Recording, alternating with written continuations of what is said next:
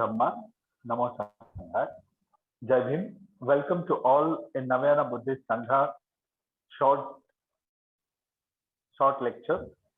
Today we will go to discuss on the concept of bhikkhu in the introduction of the Buddha and his Dhamma. And today we have with us Professor Bodhi to reflect on the concept of bhikkhu. Before his reflection, I will read the problems of bhikkhu which Dr. Ambedkar raised in his introduction. He raised, what was the object of the Buddha in creating the bhikkhus? Was the object to create a perfect man? Or was his object to create a social servant devoting his life to the service of the people and being their friend, guide, and philosopher? This is a very real question. On it depends the future of Buddhism.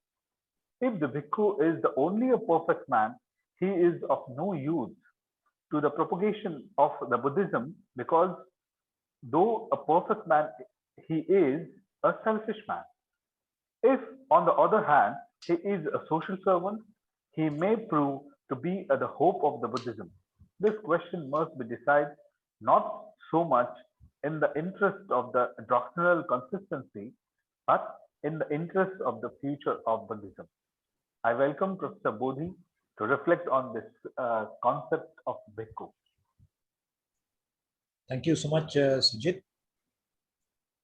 This is a very complex problem that we have to discuss today. And it's important before we begin this reflection and dialogue between you and me, it is important to put a small caution and to say that we must be very careful when we discuss the concept of the bhikkhu and the bhikkhuni, because we are lay people ourselves. So being part of the laity, it is unfair to judge someone who has taken and walked the part of the bhikkhu and the bhikkhuni. So the most that we can do is to discuss in order to enrich the discussion, deepen the discussion about how the laity or even how the Bhikkhu Bhikkhuni Sangha should try to understand some of these questions that we are raising. So having said that, and with humility, not to get into more like a dialogue with the Sangha, it is important to kind of state this point. Now, this question that comes about Baba Saheb's raising this issue about the bhikkhu and the bhikkhuni and its role in Buddhism is a very fundamental question. Because for Baba Saheb, he found that there is something wrong with this idea. If you look at the way he thinks, he was totally,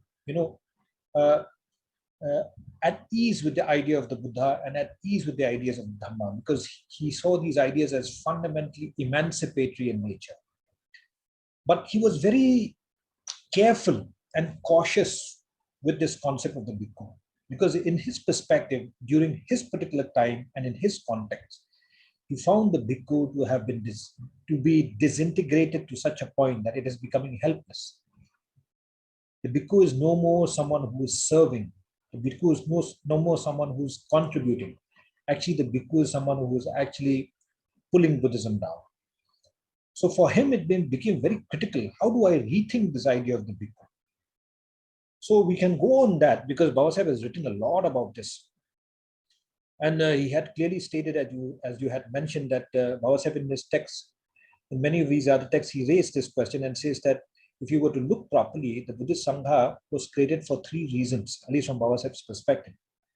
Number one was to provide a model to society, and an ideal society, a society that goes and is bounded by the Vinaya rules. And anybody who's read the Vinaya rules will know it's a very strict. Second is to create an intellectual elite that gives lay people impartial advice and guidance. The third was to create a society whose members were free to render service to the people. So in Baba Saheb's point of view, when he looked at the bhikkhu, he saw it in the manner in which it was a very intellectually stimulating, refined space in which people who are bhikkhus and bhikkhunis are constantly engaging. And he has mentioned in many areas where he imagines the bhikkhu and the bhikkhuni to be experts in religion, experts in the arts, experts in science. How can someone provide advice to the lay people when they themselves are not very sophisticated in the understanding of the science and the arts and religion? He saw it as giving service to the people. And by service to the people, he means, that's why he stated, as you stated correctly, social servant to the people who will provide service to the people. So in his imagination, he saw the bhikkhu as playing a fundamental role in this whole idea called Buddhism. So the second point to be submitted here is to try to understand why Baba Sahib said that. Now the theoretical aspects now concerns what Buddhism is all about, what the Buddha Dhamma Sangha is all about. If you ask me personally from my own little bit of experience with humility, I will submit and say that to me, the Buddha Dhamma Sangha is the most sophisticated knowledge framework that I have ever known. It is a knowledge project. It is a knowledge enterprise. And in this knowledge enterprise, there is something that is so organically linked between two concepts: the community, the lay people or the laity, and the bhikkhu and the bhikkhuni. Now you see, in Buddhism, when I use the word knowledge framework or knowledge concept, the lay people, the community, is fundamental to Buddhism. Because this community is the reason and the basis of how you can produce the bhikkhu and the bhikkhuni. For instance, this community is the one that is responsible to actually give alms and to feed and to take care of the bhikkhu and the bhikkhuni. You see, there is a bonding that takes place between the laity community and the so-called bhikkhu and bhikkhuni sangha. There's a bond, and this bond is connected, like Baba Sahib says, the only cord that bounds the bhikkhu to the laity was alms. Alms giving and alms taking was the fundamental connection between the laity and the bhikkhu bhikkhuni sangha. The bhikkhu and the bhikkhuni depends upon alms. It is the laity who gives this alms. So Baba Sahib mentions this point about this interconnection that takes place between them. Now, if you ask me in that sense, a fourth point which I want to mention here is that for the bhikkhu and the bhikkhuni, there are two ideals. There's a lot of debate in Buddhism. One ideal is the Arahant ideal. Another ideal is the bodhisattva ideal. You see? Now, the Arahant ideal, an Arahant can be spoken about as someone who has gained insights into the true nature of reality and has achieved nibbana. An Arahant is one who has seen the reality, experienced the reality as it is. One who has also conquered what is generally called the fetters, the mental impurities of the mind. One who has become completely free, liberated through the process of knowledge. This is generally what we call the Arahant ideal.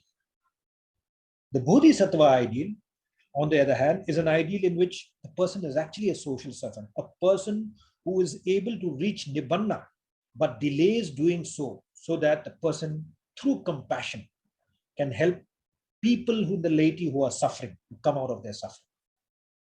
Now, many people put these two concepts of the Arahant and the bodhisattva as though they are two separate ideas. But in Baba Sahib's understanding, he was, in my opinion, not against any of these concepts. Because for him, it was clear. If the bhikkhu and the bhikkhuni are intrinsically dependent and linked to the laity, then for him, if the laity and the community is doing well, socially cohesive, politically stable, economically very progressive and doing well, then the Arahant is the ideal for the bhikkhu and the bhikkhuni. If the community is doing well, then the Arahant is the ideal. If the community is not doing well economically, is politically divided, socially non-cohesive, then the bodhisattva is the ideal, one who will serve the community and delay one's nibbana in order to be a social servant of the community. Now, the point to be understood here is this. If you look at it from that particular angle of the community, the bhikkhu and the bhikkhuni, and the ideals of the Arahant and the bodhisattva, one thing becomes very clear about Buddhism, that this Buddhism is a knowledge framework in which the community values the Arahant ideal and the bodhisattva ideal. In this framework, the pursuit of truth, which a bhikkhu and a bhikkhuni commits to do, is fundamental. And from the community perspective, it is very valuable. The Buddhist community is a knowledge community in pursuit of truth. Now, all of us cannot pursue truth. All of us cannot live our life. As lay people, we have many responsibilities. But for those who are willing to take up the Bhikkhu and the Bhikkhuni Sangha, we sponsor because we value truth, we value knowledge, we value this pursuit of liberation of mind, we value this pursuit of someone who will overcome mental impurities, we value someone through the process of knowledge to become a liberated human being. So this community, in the knowledge framework called Buddhism, values truth, values liberation, values all of these, which is the Arahant and the bodhisattva ideal. But having said that, again, I will state the same point that I made. But if the community is doing well, then the Arahant is the ideal. The Arahant is not against the bodhisattva or the bodhisattva against the Arahant. No. If the community is doing well, then all the bhikkhu, bhikkhunis ideal should be the Arahant. But if the community is not doing well, then the ideal should be the bodhisattva. So I guess this is very important for us to understand in order to understand how things evolve, how contextual realities shape the ideals of what we understand called the pursuit of truth and liberation in Buddhism. Now, why do the community give? The community gives alms in order to cultivate what you call metta bhavana, karuna bhavana, mudita bhavana, and upeka bhavana. This is generally spoken of as dana. When the lay people give alms to the bhikkhu and the bhikkhuni, they are cultivating the act of giving. Now, in Buddhism, dana doesn't mean giving in order to get something in return. It means giving for the sake of giving, because giving itself is a beautiful act to perform. And the more you become a personality that is giving, the more beautiful the human being will become. In Buddhism, there is no give and take. I will give so that you will come and do this. No. So when a community gives, they give to cultivate giving. And when the bhikkhu and the bhikkhuni takes this arm, they are there to overcome what is generally called the fetters in Buddhism, to overcome what you understand called sensual pleasures. The bhikkhu, bhikkhuni cannot demand from the lay people, give me this only. They will have to take whatever is given with all humility. Why so? Because they are actually there to temper down the fetters of this demand, of craving of sensual behaviors, of anger, of guilt, of deceit, of pride. In doing all of these, there are 10 fetters in Buddhism. In trying to overcome the fetters, in trying to overcome this ego, this big ego, in order to come this need to demand for in order to become this sense that I am bigger than you. Actually, a bhikkhu is one who has submitted and says, I am so small. My ego now has been reduced to such a point. Now I'm beginning to have what is called the ideal of the Arahant or the Bodhisattva. So there is a very intrinsic relationship, a very symbiotic relationship between the community and the bhikkhus and bhikkhunis.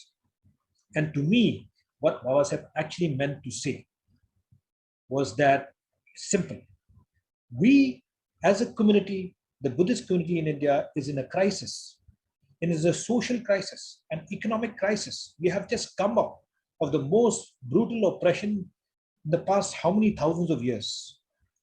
The bhikkhu in such a condition is a social servant, one who is adept with the sciences, the arts and religion, who will provide intellectual leadership to the community, who will be of service to the community, both politically and economically and socially, and someone who will be an ideal in living the Vinaya rules and to actually show how the lay community can also pursue these processes.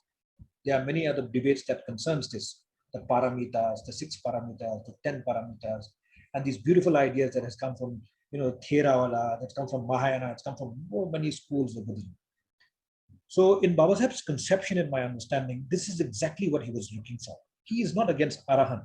He is not only pro-Bodhisattva. Instead, his only question was this: when we are in crisis as a community, Bodhisattva is the ideal. And when the community is doing well, Arahant is the ideal. Why so?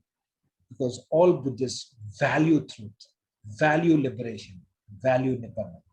So these are the few things that I have to say at this point. Thank you so much, Sujit. Thank you so much for this interesting discussion. Next time we will discuss on the idea of the Four Noble Truths with the short videos. Thank you. Jai Bhim. Namo Buddha.